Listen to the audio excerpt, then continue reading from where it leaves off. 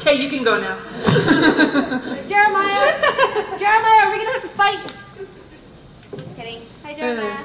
That's awesome. I hired him to do that before the panel. I'm so glad you guys are here because this panel is my baby. Alias was one of my favorite comic books, one of the first comics I ever read, and just quickly I want to dedicate this panel to Jeff Weiss because he and I would chat about Jessica Jones all the time. And this was back before, anybody else had read it, so I had no one else to talk to. Anyway, Jessica Jones hipster. Jessica Jones hipster. I am. I'm not sorry about it at all. So Jessica Jones, who here has read the comic book Alias? I'm going to tell you, do yourselves a favor and read it. Yeah, do that. Just a note though, if you try and get it on the floor, they're like gone. They're gone. I started reading Alias back a couple years ago, and it was no longer in production. And so I'd finished the first trade, and I had to go through means to find the rest of the issues. And then, of course, they announced they were making the show and started producing the issues again. Or the trade issues, at least. Jessica Jones initially ran, I have it written down, let's see, from 2001 to 2004 for 28 issues, written by Brian Michael Bendis and art by Michael Gaydos. And it's essentially that's about Jessica Jones, former Avenger, turned private eye. So in this panel, I kind of want to talk about the differences between the Netflix show, Jessica Jones, and the comic book Alias. But first I want to kind of shoot it on down the table and have you guys introduce yourselves starting here, am I right? I'm Michelle Whitty. I'm a literary agent. I live here in Utah, though the agency's based in New York. I do children's books, young adult, picture books, all that fun stuff. Hi guys, my name is Courtney Alameda. I always introduce myself as the most socially awkward person on the panel. Hi! I am a YA horror writer. My first novel, Shudder, was just recently nominated for a Bram Stoker Award, which I'm super excited about. And thank you. That's very kind of you. And I've got a bunch of projects that are currently under contract at both Macmillan and HarperCollins, and am on the cusp of getting into comics, so I'm super psyched about that. You are way more hyperactive than I am. Woo! I'm Charles Nerd Storson. I own the Nerd Store, and I'm a co-host of the Nerd Dome podcast. I'm Luke Hunsaker. I am the host of the Nerd Dome podcast. I'm Caitlin Booth. I'm a film critic for WatchPlayRead.com and another co-host of the Nerd Dome podcast. 3 of us. And I'm Rebecca Frost. I'm a panelist on the Hello Sweetie podcast. I also write for BigShinyRobot.com, and you can check out my website, GeekyRealEstate.com. So I would like to ask the panelists, who here has read Alias, the comics? Yes. I tried to find them today. I'm awful at my job. You own the Nerd Store. I'm honest about it. No, I read like half of it. I haven't finished it. Okay, it's a very short run. Being prepared. So then I would like to start by talking about Jessica on screen versus Jessica in the comics. What was your guys' initial reaction when they cast Kristen Ritter as Jessica Jones? When I first heard about it, I had to go back. It took me a second to remember who she was, and I was like, oh, okay. And it basically came down to, I don't think Marvel has cast anything horrible, so I was okay with it. I'm like, they obviously, vetted her, put her through everything, and she was the best candidate, so. I was fine with it. I had watched some of the Don't Trust the Bee in Apartment 23, which is an awesome show, and while I haven't watched Breaking Bad, I have heard that she was absolutely amazing in it. So, and like Luke said, they haven't really missed when it comes to casting yet, so why not? For me, I actually came to the comic backwards. I saw the show, and it was one of the first Marvel properties I actually interacted with, and just fell in love with her. She was charismatic and dark and gritty, and that was the hero I always wanted to see out of Marvel. So I came to the comic and read the comic because of the television show. And so for me, I thought it was fantastic. But one thing that's interesting is she will always be, to me, the girl on Veronica Mars. And seriously, the similarities between those two shows are so strong. The dialogue, the noir, the private detective type stuff. So it's sort of fitting, like almost full circle type thing. I will say I was a little hesitant at first because she is so little and frail and cute, and Jessica Jones is not little and cute and frail. And the way, I want to talk about a little bit how they handle her origin story in the TV show, because in the comic books, her origin story is her family is killed while they are on their way to Disneyland. She gets her powers kind of the same way a lot of like Daredevil did. You know, they crash into a truck carrying a bunch of radioactive goop, and she discovers she has superpowers afterwards. She can fly, has super strength. In the show, she jumps really high. However, in the show, in that car crash, she is experimented on by some government agency. I want to know if any of you guys know a little bit more about that government agency and maybe how it interacts within like the Netflix Marvel universe. One thing that I got the impression from the show, at least, is that they're trying to put that group behind all of the superheroes that were created, experimentation rather than just an accident with strange goop.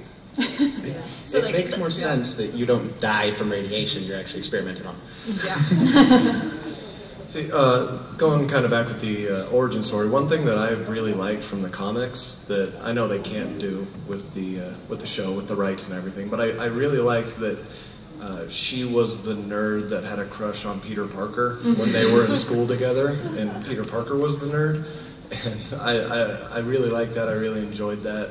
And when I can't remember what issue it is, but after her family died, and then Peter comes up to her to like, you know, talk to her to be like, hey, I know how it is, and she totally just blows him off. And she's like, oh, now you want to pay attention to me. I would have loved to see that in the show. Again, I know they can't with the Spider-Man stuff, but yeah. And I am curious to know what you guys thought about, because in the show, they express a lot that she suffers from PTSD while not necessarily outright saying she deals with PTSD, and she has calming techniques to help her, you know, settle down from flashbacks or whatever. But in the comic book, same way, she's an alcoholic. I was curious to know like how you guys viewed her representation of PTSD and how the writers kind of handled that within the show. So I got to talk about this a bit at the Defenders panel yesterday. I have a good friend online who is a rape survivor and an abuse survivor, and she said she was thinking about what she was I was talking about Jessica Jones, and I mentioned, I was like, you know, it's pretty intense, it might be kind of triggery for you, and she's like, no, I watched the whole thing. It was amazing. I don't like comic book stuff. She couldn't make it through 2 episodes of Daredevil. That's how not into this stuff she is. So it's resonating with people. It is definitely pulling in an audience that is very... Being an abuse survivor, it feels very isolating. And I feel like the show did a really good job of showing people that, yeah, it's isolating, but, you know, there are also people still around you who can help you get through that. And I really like the fact that they went all the way and said that Kilgrave raped her. I was not expecting them to actually use the R word at all. Yeah, I thought it was really marvelously well done. Actually, while I was watching it, I was texting my boyfriend and saying, I'm not sure I can keep watching this because it was very triggering for me. But at the same time, Jessica is such an empowering character. We so very rarely see women in the media dealing with issues that are very realistic to very many women on this planet because, you know, I mean, that's like the old Louis C.K. joke, right? You know, what's the most dangerous thing on the planet? You know, women. Men. Seriously, that's the most dangerous thing. So I really thought they did a marvelous job with her character because it felt very realistic, the whole mnemonic of reciting her childhood streets. She had something that she'd fall back upon, and the flashbacks as she's walking down like the street and just remembering things like that is a very real to life reaction when you've gone through something that's very traumatic. So I thought it was fantastic. Well, and one thing, I saw some people, a discussion on an article about Jessica Jones afterward and about the whole, you know, the basically the rape, the sexual assault, all of those things. And there was one man that commented and said, after watching this show, this is the first time I really understand what women go through. Yeah. And I was like, if the show does nothing else other than that, it has been a success. Because he could see, and I think part of it was the mind control thing that helped bridge the gap where, you know, like a lot of men, when they hear about sexual assault, those kind of things, you know, men experience it too, but for the most part, women, it's something they cope with and don't get support for. And so for, you know, the mind control aspect, how he controlled, like, the father with the baby, like, that one just really got me, where he made them leave his son on the side of the street. It just, that one tore me apart. And so I think for some people, they're finally getting it, and that is just so powerful. So then let's move on to the show's villain, Zebediah Kilgrave, played by David Tennant. So my question is, best villain ever or greatest villain ever? They're getting us on semantics here. Honestly, I think if it wasn't David Tennant, it would not have been nearly as amazing. They might have found a great actor, but there's something he brought to that was so... I mean, just the narcissism where he honestly could not understand what other people felt. And that's sociopathic too. Yeah, it's a like a lack of empathy. Yeah, there's an emotional disorder or mental disorder. I can't remember what it's called. It's not quite the autism, but it's where you can't actually sense. It's sociopathic, is it's the best way to say it. You actually can't understand why people feel upset about things, and so in some ways it wasn't necessarily his fault, but he didn't have to become evil either.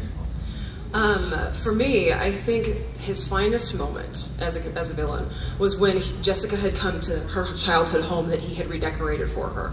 And they were having this conversation about his origin, and he, you know, was starting to talk about what his parents had done to him, and he was literally blaming him, you know, his actions on other people. It's like, this is not my problem. I didn't have parents. They weren't there to raise me. And because for me, the show is so much about responsibility and what we do with the powers that we're given or the abilities that we're given, he is the perfect villain for her. Because he's like, it wasn't me. It's not my problem. I just use words, and it's not my fault if people like have to do what I tell them to do. So that was the moment when he was at his most chilling for me. And I also told my boyfriend a couple days ago, I'm like, he is like the embodiment of white male privilege, because because he thinks, you know, it's not hate. It's not my fault. I can say what I want, but it's not my fault. I like how they it was the episode when she was trying to convince him to do good. And they broke into the house, and he told the guy to, you know, put the gun to your head and pull the trigger. And she's like, no. And later on, he's like, honestly, that's what I thought the correct thing to do would be, was shoot him in the head. It's so funny during that episode. I'm like, oh my god, we're gonna get a Kilgrave and Jessica saving the day. We're gonna get like a cool new buddy cop show. And I was almost excited because he is a villain you want to root for in some twisted way, like just because he's so charismatic, but just. He sells it so well to the point where you want him to turn good because you want to be able to root for him. But at the same time, Kilgrave turning good would have required Jessica to sacrifice herself and do the thing that women often do, at least stereotypically in media, which is to try to save the man or fix him. Because she even says that too. She's like, I can turn him good. I would dedicate my life to it. And I was so glad to see that she didn't. I was like, yes. Yeah, one thing that I've really liked with the Netflix in general is how well they portray the villains, but you know, between Tennant and Wilson Fisk in Daredevil. And I always see them as two different kind of threats, where Wilson Fisk will slam your head in a door until your brain falls out, but David Tennant will tell you to do it. And you go do it yourself. Well, I hope David Tennant wouldn't tell me to do that. For me, Kilgrave is the embodiment of does anyone here watch Brooklyn Nine-Nine? Yes. Okay, great show. Andy Samberg's character has an awesome moment in that show where a guy says he killed somebody for love, and he turns around and he goes, cool motive, still murder. And it's just like, I use that gif in so many contexts now because, you know, when people try to justify a villain's action, it's like, yeah, okay, cool motive, still murder. And I did that a lot, especially during Daredevil season 2. And Kilgrave is another example, you know. Yeah, you might not have put the trigger to somebody's head, but, you know, you're still responsible. Yeah, that's the thing about Kilgrave, too, is he just loves her so much. Well, I wouldn't call it necessarily love. He thinks it's love, but it's obsession. And it's... Yeah, honestly, like I thought about that a lot when I was watching it and how he proclaimed that he loved her. He just wanted to control her. I was on the Labyrinth panel yesterday, and it's sort of similar, you know, where they the men, they wanted to control the women. They tell them all these great things. I will let you do anything you want as long as you do exactly what I tell you to. And with, Kilgrave, obviously, you have to do basically what he tells you to do, so... So I'm going to go a little bit against the panel here. Go for it.